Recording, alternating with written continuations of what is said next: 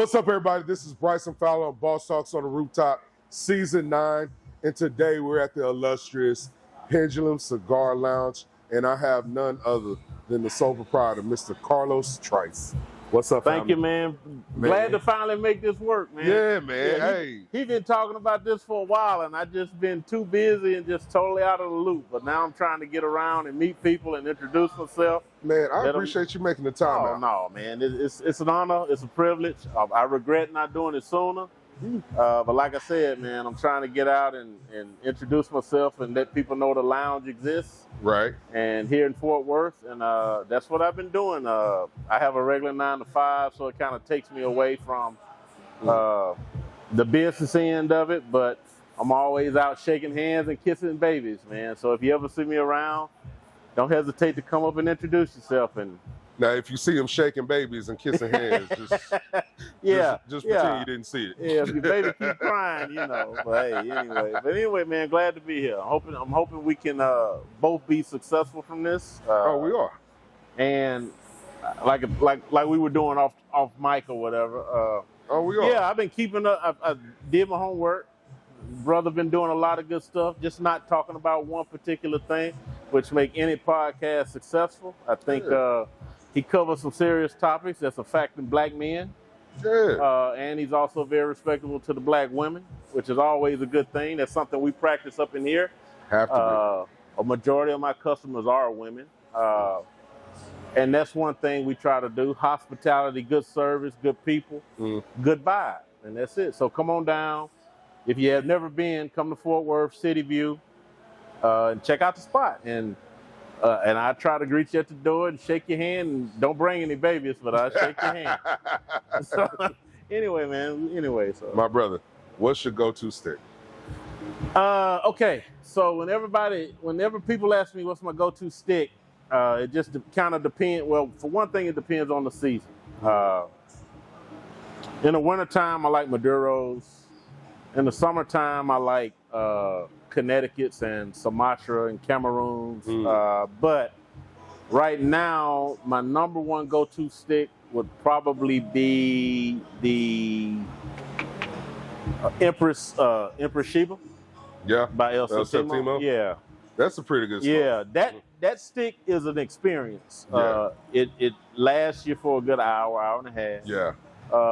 It takes you through a roller coaster of flavors. Yeah. Starts off a little pepper, dries out to a nice little medium, kind of creamy, nutty taste. Has a hint of cocoa to it. Yeah, a hint of cocoa to it. Yeah, and then it just levels off to a straight up cigar on the last third. Yeah. And that's kind of what I like.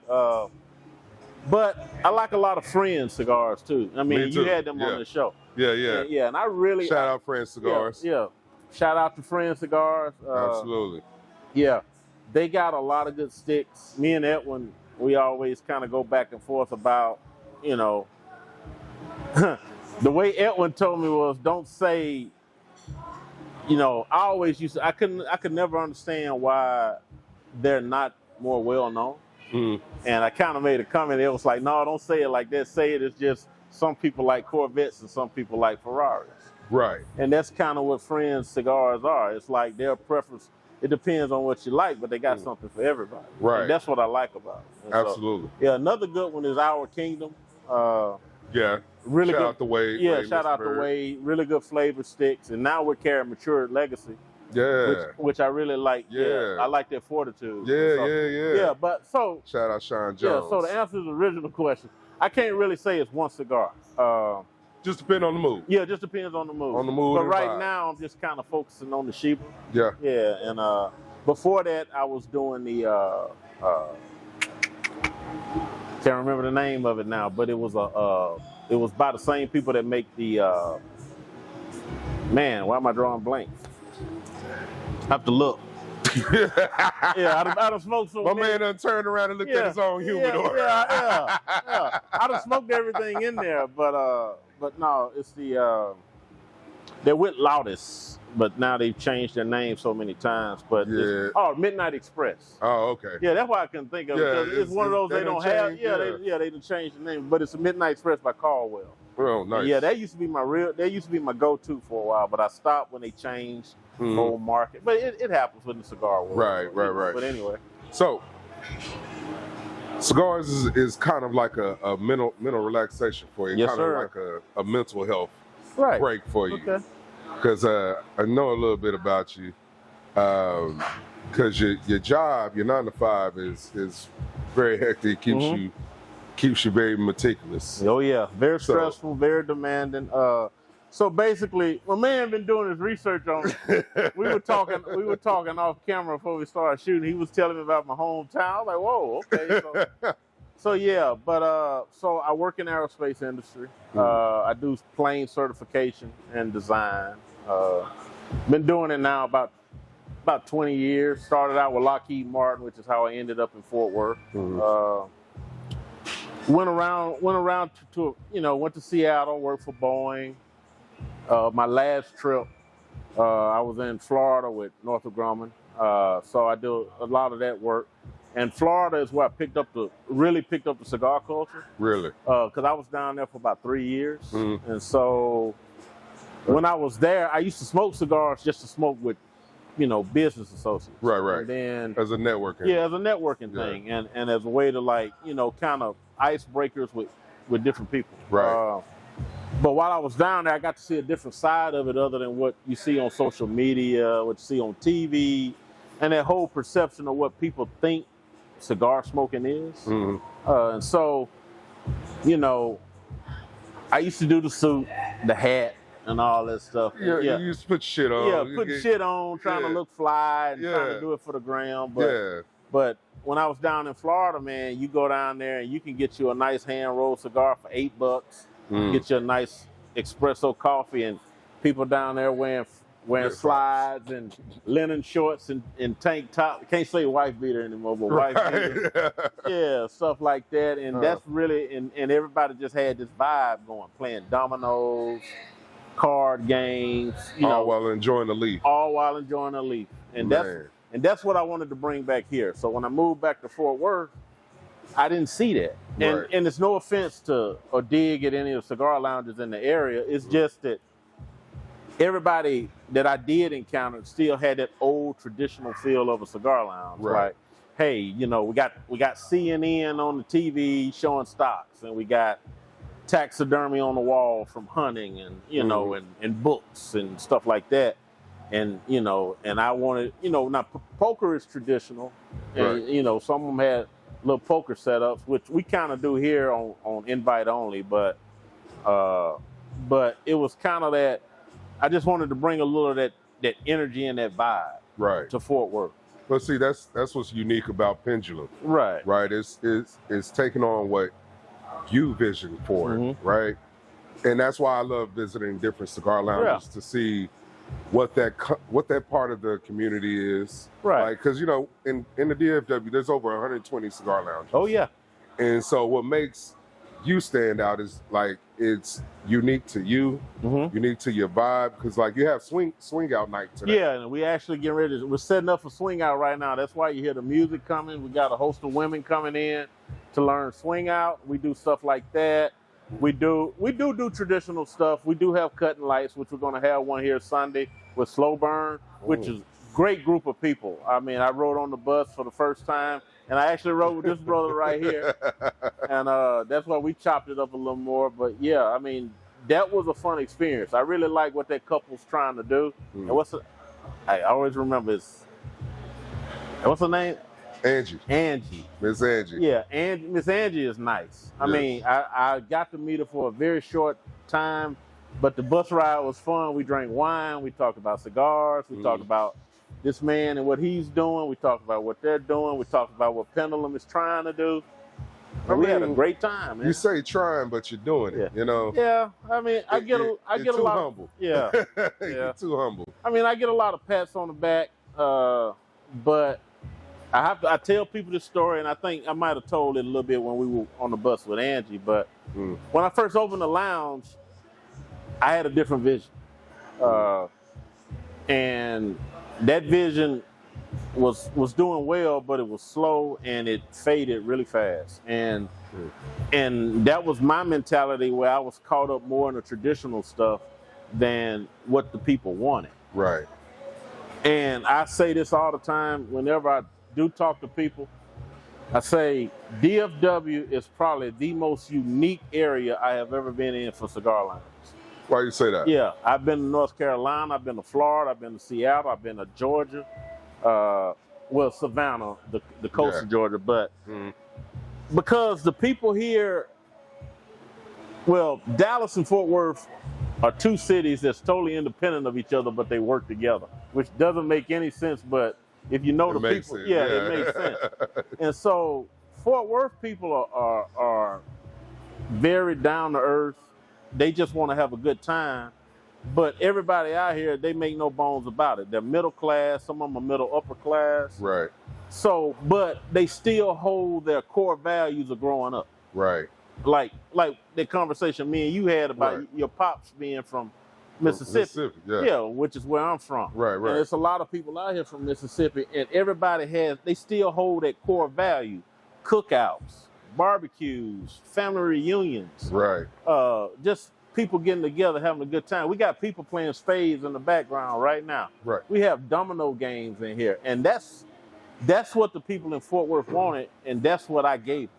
Right. And just still incorporating that family environment. Right. You know? Yeah, and we say that a lot in here. We say when you come in here and you make yourself a regular here, you become part of a family. Right. This brother, he could, every now and then I come in here and he be in here smoking a stick, and I'd be like, hey man, what up? You know, but I'd be such the hustle and bustle.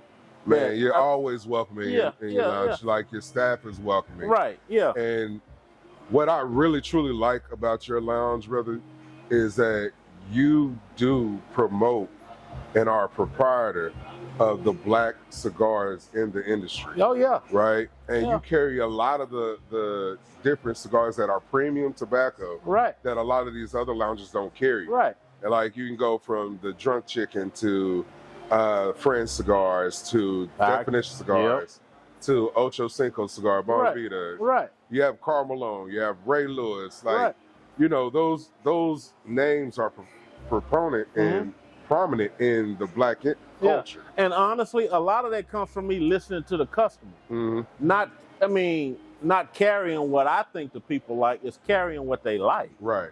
And so if someone comes to me, even if I lose money on it, if somebody comes to me and say, hey man, you ever heard of say Karl Malone? You got Karl Malone? It's like, no, but that Monday morning, I'm calling up my supplier and saying, hey, can you get me some Karl Malone? Right. And they'll be like, yeah, we can get you how many boxes? I say, all right, well, let me get 3. Let's test. Let's test. Right. And I'm more than willing to do that. Right. And I got people that come in and they say, hey man, I really like a box of this. And it may not sell with any of my other customers, but for them, I'll buy them a box. Right. And and my overhead on that, I don't sit here and just hit them in the pocket where it hurts. I know, like, my good hospitality will bring them back. Right. And that's what I focus on. And, Absolutely. And that's kind of like what I'm saying. Oh yeah, and shouts out to the man's lighters, by the way. Come to the Pendulum and pick up Kingpin Luxury torches. Now they're beautiful lighters, man. When he first asked me to sell them, I was scared to sell them because I thought people would steal them. That's how nice they are, man. But but shouts out to my man for his lighter. For his lighters, he's trying to do his thing. They're great lighters. I lose lighters as fast as I get them, and I find them weeks later, months later. So I got a collection of lighters. But this one right here, he gave me one just being the brother that he is. And I had a friend that loved it so much it walked off. See, that's why it's a conversation starter. And you don't stand right here. Yeah, it's a conversation. Like whatever you need to like with it. It's a conversation. Now give it back. But y'all support the brother, man. I mean, I carry lighters in here, but we're a bar and a lounge, and we're just having fun. And if people ask for one, talk to me about the bar. Yeah. Right, because like are you classified as a cigar bar or cigar lounge? I am actually classified as a cigar lounge. Wow. I am one of the few black-owned cigar lounges that has a full bar. Right. As you can see in the background. Now, what I will say is that it's a definite must to have but it can be a headache on the business side of things.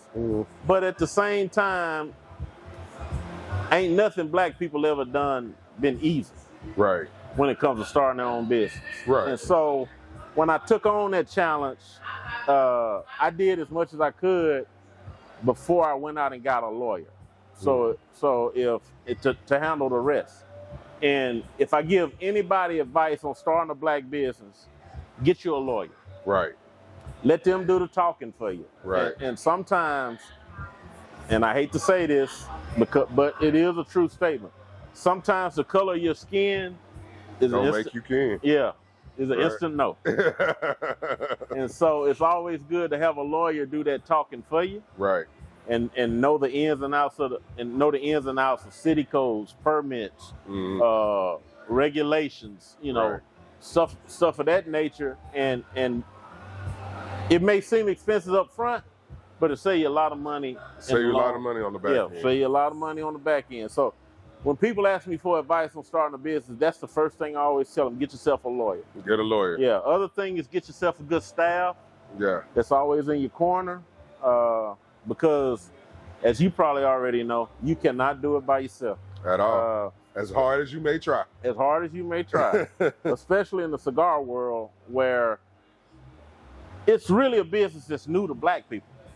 I mean, we've always existed in it, but as of recent, we're just not really breaking into the industry, right? To where we're actually getting recognition, and that's due to people like Karl Malone, Chad Ochocinco, Ray Lewis. Yeah. Even like what's his name, Marlon Wayans got one. Cedric the Entertainer got one.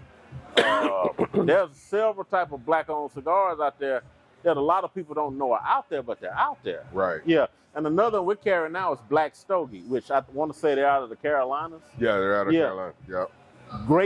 Great cigar. Good people. And they're really trying. And that's one thing I say, and shouts out to my man Bryson here for that, is like podcasts and stuff like this, it brings us to the forefront. Got to. Yeah, and so everybody plays a part. And that's like we were talking again. We had some good conversation off camera, man. But one of the things I always say is you can't.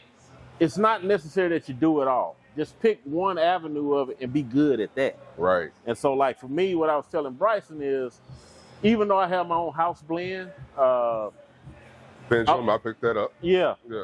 I'm more of a facilitator. I'm not in it to just be known for making cigars. Right. I want to bring black cigars, local owned cigars. I want to bring that to the forefront here.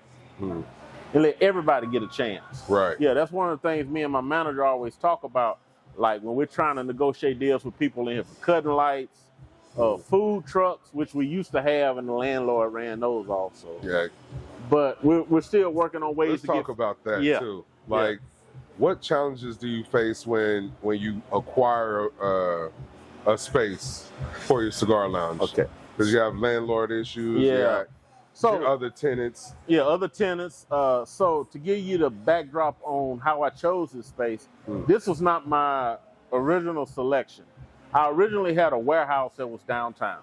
The landlord was interested in doing the deal with me. But again, and I always say this, a lot of the people I approached when I was looking for spaces, I don't think they realized that I had enough business sense to get a lawyer. Right. So when they would come talk to me and I got my lawyer involved, they would always back up. They're like, "Hey, what's the lawyer for?" And I would always tell them, the lawyers to make sure that I get what I'm entitled to. Right. So in the city, that's a good word right there. Yeah, get what I'm entitled to. Yeah. And so in the city of Fort Worth, well, really anywhere, really, if you do your due diligence, when you lease a space, especially if it's a clean space like this was, landlords are required to help you do the build out up to a certain percent. Right. That's where the lawyer comes in. The lawyer comes in and says, okay, based off the data in this area, you're entitled to this much right here. Mm. So this guy that I was talking with, we had a warehouse, and the warehouse would have been everything I wanted. It had a docking station that I was going to turn into a patio. It had the parking. It had 2 lift doors on it where people could come in, go out, and stuff like that. And when it came time for him to cut the check, Right. he backed out. Start shoulder shrugging. Him and it hard. Yeah, and so he ended up canceling the deal and saying that he had some people that were willing to waive that fee, that expense. So okay, so I looked in Arlington forever, never could get in Arlington, and it got to the point to where, and this is another thing I'll touch on later, but it got to the point to where everywhere I went, they were shaking their heads when I walked in the door. Yeah. And I was like, okay, what's the deal? And some of them, they didn't want to deal with smoke. Right. Which is a big issue, like what you said. That's one of the issues, is dealing with smoke. Other thing was the whole urban introduction into the area. Right. They didn't want that. And so I just gave up on Arlington altogether, which shouts out to Smoke Chemistry for getting it done.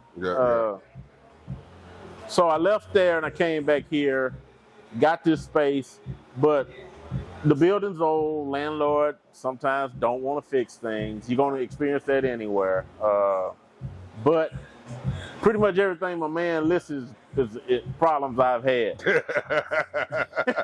Landlord, neighbors, you know. It's one of those things that's like, we can have those conversations because we like business owner to business owner. Like, I've gone through that. Right. And when you say, hey, get you a lawyer, like, yeah, man. Yeah. Because like everybody look at that price tag on the lawyer and they don't understand it could come with a heftier price. Yeah, in the short term. Yeah. And so, I mean, for the sake of not disclosing actual dollar value, for legal reasons.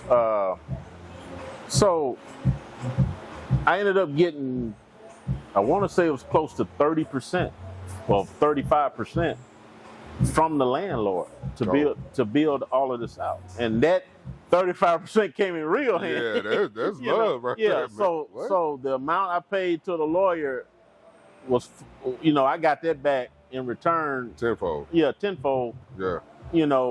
Just getting a lawyer. So, and what the other point I was going to touch on was that, you hear black owned, black owned, black owned, black owned. All right, that's great. Do that, but do it to your audience. Do it to your people. Right. Yeah, because jealousy is a bad thing. Yeah. And it can be an even badder thing in small business. Yeah. Jealous and envy is also, and that's green as his couch. Yep, green as his couch.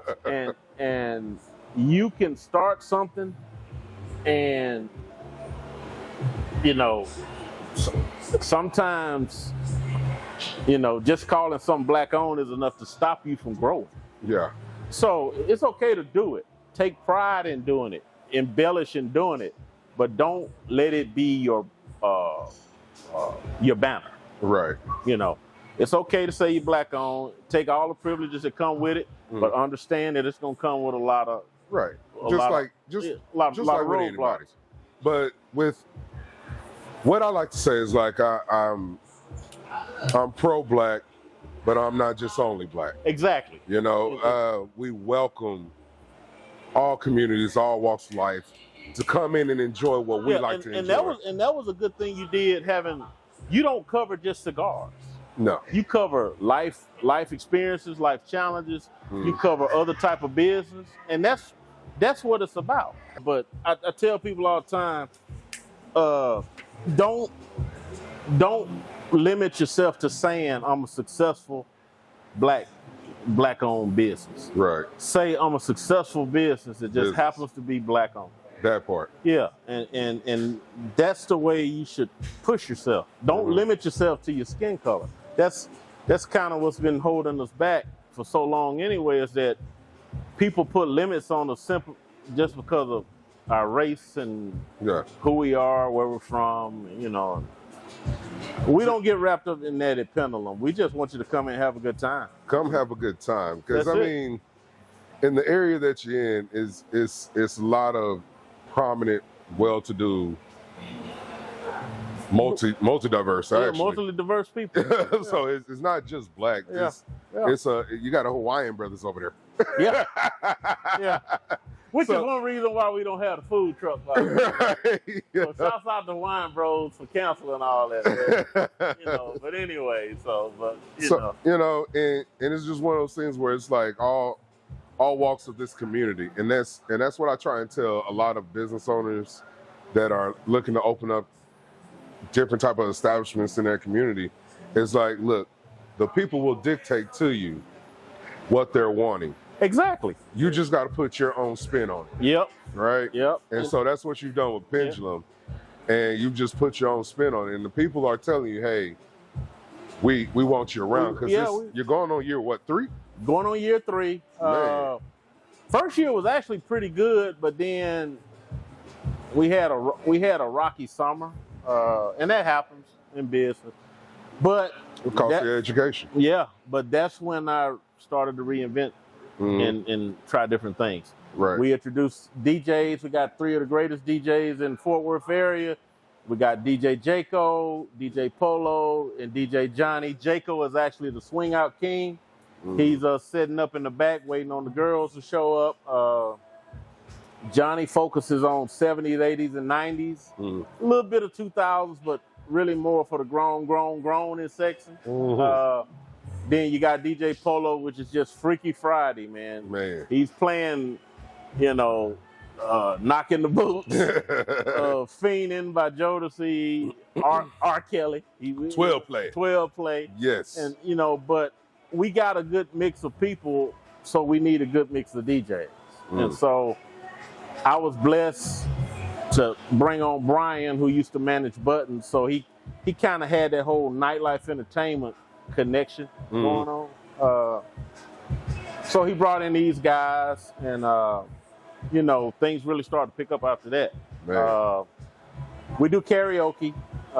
We still, like I said, we still do traditional stuff like cutting lights. We do every now and then we'll have a alcohol vendor come in and let you sample stuff. We had Uncle Nearest. We got E.H. Taylor. What else? There's a few more we've had. That's pretty much black oriented. Right. I also had that vodka. I think it's called 30 something, 305. I can't remember. Man, I'm not a vodka drinker. I'm being honest. I know. I'm a whiskey drinker. Look, people, I know I'm kind of rambling, but I did this whole thing by myself for like a year and a half, and and then you're able to be blessed with a team, man. Yeah, with a team that keeps up all that stuff. And it's like, at one time, man, I was ordering the liquor, I was serving the drinks, I was called myself DJing. I was the cleanup guy, I was sweeping, I was mopping, I was cleaning up I was the janitor, I was the electrician, I was everything. Everything. And so now I'm at a point now to where Brian pretty much informs me on what we need, and I go out and get it. Right. And that's kind of the role I've taken. I do stay involved with the cigars and the liquor, but man, I see so much liquor now, and I see so many cigars that my mind kind of gets crossed on stuff, and so. But I'm having fun doing it. Yeah. I mean, I love the people. I love brothers like this to give me an opportunity to get in this whole podcast thing, which I mean, if you ask anybody, you look at my social media, my personal social media is trash. It's trash. It's abysmal. I was like, man, not a social media guy. It's cool. I'm just not a social media guy. But guys, this is why we do what we do. To help with that, putting you to the forefront. Yeah. You know what I'm saying? So it's more so, I'm coming to have a cigar with you, have a drink with you, and let's talk about your business, because like you teach me so much about the game that I don't know. And that's kind of like what I'm saying, man. Everybody, and I tell people this all the time, that's in this culture and in this business, we can all survive and flourish by supporting each other and propping each other up when needed. Right. Not saying that you're not good at what you do. Not saying I'm not good at what I'm trying to do. Right. But there are those gaps that I'm just not experiencing. I'm not the SME. I'm not the subject matter expert on. Yeah, so I have to humble myself a lot of times and ask for help and reach out to people and say, hey, man, can I sit in on your podcast? Hey, man, what you think about this black-owned cigar right here? Is something I should, Right. And even when people sit there, and we have some, and you're gonna run across people that's like, well, it's not my favorite. Okay, but is it good? Right. That's not whether or not it's your favorite is. I'm not asking you your favorite. I'm not asking your favorite. I'm asking, is it quality? Do you like the construction? Is it quality? You like the construction? You like the tobacco? You like the roll? Right. Stuff like that. Just kind of like I said, man. When the brother gave me the chance, I looked him up and I was looking at what he was talking about so I could have those key points. But man, you cover everything. But it's pretty much how we just sit and having these conversations. Right. You know what I mean? Right. So, and that's why I felt like this page, what we're doing, this channel, is a way for us to reach other people that don't have these conversations, are afraid to have these conversations. And so you've been doing this for 9 seasons? I say 9 seasons because each season has 10 episodes. And so I've been doing that's a lot. Yeah, I've been doing some work, man. Yeah, that's so I've been blessed with people that are pouring back into me, right, to continue to do what we're doing, because they understand I'm not coming to take from you. Right. I'm coming to learn and promote.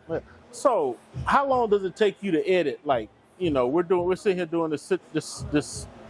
Not my job. Not your job. You gotta shake your hand on that. That's what I'm saying. Hey, not my job. Not your job. I don't know. There you go. There you go, man. My man Otis Claiborne. Yeah, that's the man behind the camera. Hey, he tell me. Yeah. Hey, we need this. We need this. What I try and do on camera is try and make it as easy for him to edit. Like if we have a misstep, I say, okay, let's take a moment. Okay. So that way he got a good spot where we can. Hey y'all, shouts out to Otis. He gonna make me look good. Definitely, my man. Yeah. But anyway, and all the other camera people that help with this platform. All right. So how can we connect with you? How can we find you? Okay, so again, I'm not big on social media, but I got people that like you say, not my job, but it's theirs. But we can be found on Instagram and Facebook at Pendulum _cigar _lounge. We also have a TikTok. I think it goes by the same moniker. Pretty sure it does. But I always encourage people to come in. Come in and shake our hands. Come in and talk to us. Even if you don't buy a cigar, come in and have a drink. Come in and sit down and talk to Bryson when he's in here, man. Absolutely. Come down and, sit and talk with our people, talk to the DJs. We're all approachable. Hospitality is our #1 product here, next to the cigars. So come in and we're going to show you just as much respect and love that you deserve, and we hope you show us the same. But we're a vibe. We're open We're open 7 days a week. We close at midnight Mondays through Thursdays, Sunday through Thursdays. Fridays and Saturdays we're open to 2 a.m., but we will kick you out after 2 a.m. So, but come in, enjoy yourself, and if it's something you want that we don't have, we'll do our damnedest to get it, and that includes food. Like I said, if I got a complaint right now, is that whole food truck thing. It was just a big misunderstanding. We done it for a year before the landlord had a problem, and the landlord had a problem when one of the local restaurants in the area had a complaint, but that restaurant had a complaint because, we got so popular with it that we had food trucks showing up that weren't a part of us. Right.